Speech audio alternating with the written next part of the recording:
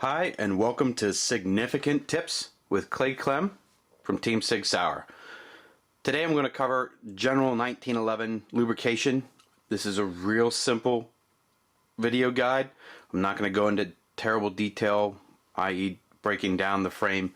I'm going to talk about how to apply different lubes and what I have here and where to apply them. So I've got Lucas Outdoor Line Extreme Duty Gun Grease, Lucas Extreme Duty Gun Oil, Extreme Duty CLP, Clean Lubricant and Protectant, which I have in a small bottle. I'll be using that later. And I've got a SIG 1911 here. So, lubrication, what do I use and where? What I do is I put a real thin bead of grease on metal-to-metal contact. If there's no heat in that area, like the barrel and bushing where they get a lot of muzzle heat, rails will get grease. So the way I do that is I apply a real thin bead of grease on the metal areas that are going to get the metal contact. I don't need a whole lot, just a little bit. And I will post a link in the video description for some additional resources, which will have some pictorial references.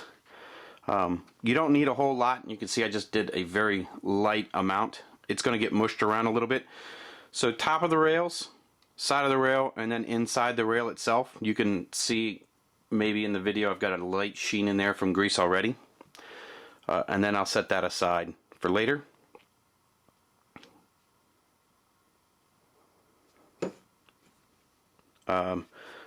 Grease, I also put grease on the center channel. It's going to make contact inside the frame. If you want, you could put some additional in the rails. It's going to goop up a little bit. I don't. I will spread it around a little bit when I rack the slide. So the next place is I use a product, but that's pretty much everywhere I put grease. I use Extreme Duty Gun Oil in all the high temperature, high friction areas where there's going to be a lot of heat and movement. So what that means is I'm going to put a light bit of Extreme Duty oil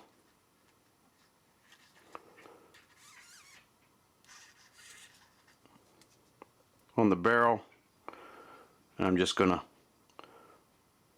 rub a light thin coat on, and I'm also going to apply it to the barrel bushing.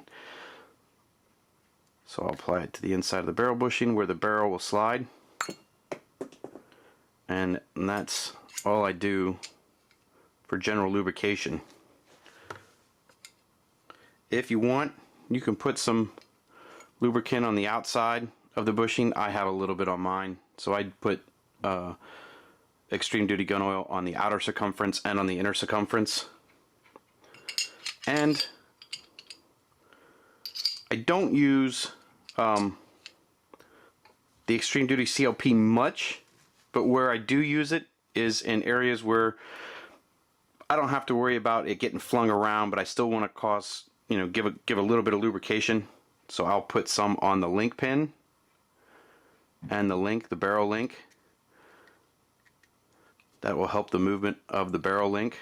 You can also put it at the sear and hammer inside. A needle bottle is extremely helpful in getting into those places and getting lube where you need it. And after that, it's just a reassembly per the manufacturer's instructions. We'll get this gun back up and running. It's apparently not going to sit up.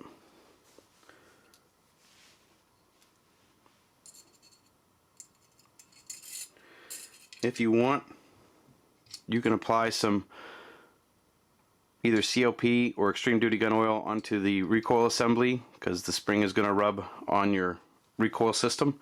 Entirely up to you.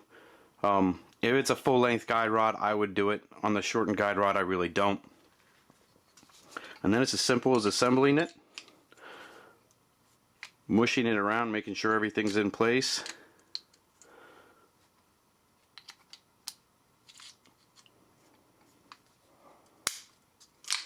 You'll notice I have a little bit of excess grease on there. Get rid of that.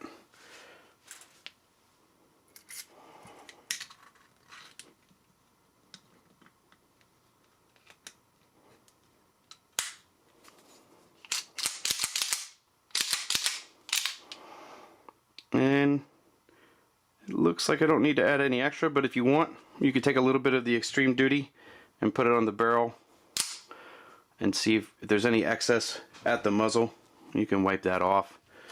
But that concludes the general maintenance and lubrication of a 1911 using Lucas Oil Outdoor products.